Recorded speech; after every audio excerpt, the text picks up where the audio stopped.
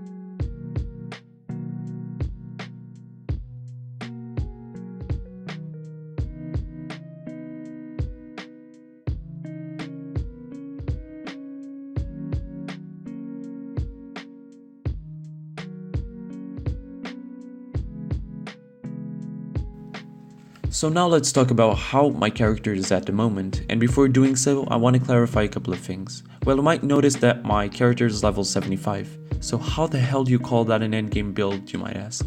Simple questions require simple explanations. As I said on both of my previous videos, the PS4 version of PoE does not work because of FPS problems. I basically can't progress on my Atlas because mapping is impossible since the game is always freezing and stuttering, but even so, I know exactly what I was going to do throughout the rest of my levels. Since this was a simple build, there wasn't a lot of things I was planning to change later on. The playstyle is pretty chill and fun, nothing too crazy. You go around running through the map, leaving lightning orbs behind you, and I think it's pretty smooth. Against bosses, I'm not seeing crazy damage numbers, but I can assure you that it's certainly not difficult to kill them. When it comes to my gear, let's start off with my weapon. In my previous character, I was lucky to drop the Singularity because they are super expensive on PS4 and saved me a lot of currency. This drop was one of my main reasons for me choosing this build, because this is an awesome scepter that you can keep forever because its damage numbers are pretty damn nice.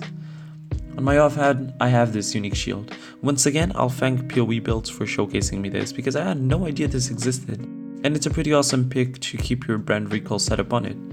It also has a decent amount of life and other amazing defensive properties, like the elemental Aegis that allows you to absorb a certain amount of elemental damage from hits. Really nice shield overall, but if you can't obtain it, just go for what I was previously using, a rare shield that has energy shield with spell damage, life, and resistances if possible. Next we have the helmet, boots, and the belt. I selected all of these together because on these 3 slots you will prioritize life and elemental resistances at all costs. It's really important that you get good defensive stats for these items. And I want to add, please get a belt with strength or else you won't be able to equip some of the items like the shield or the scepter. That requires 150 strength. I advise you to get a heavy belt like mine, super easy to obtain strength since that's its implicit modifier. Now here comes the tricky part. Just like talked previously in the video. After a while, noticed that when it came to boss damage, keeping my arc setup was not a good idea, and I needed something that could serve as auxiliary damage, so I got some rare trap shaper gloves so that I could use them with lightning spire trap, an awesome skill that with this huge boost in damage will melt every boss inside. Just go to the trading page and search. Socketed gems are supported by level, trap, and mine damage support. And they're usually not expensive at all, only if you're going for gloves with a lot of life and resist. That can be very hard to find cheap, so use a random one in the beginning and then start farming currency to upgrade your gear later on. Finally, for jewelry, you'll grab an amulet with life, dexterity, and some resistances.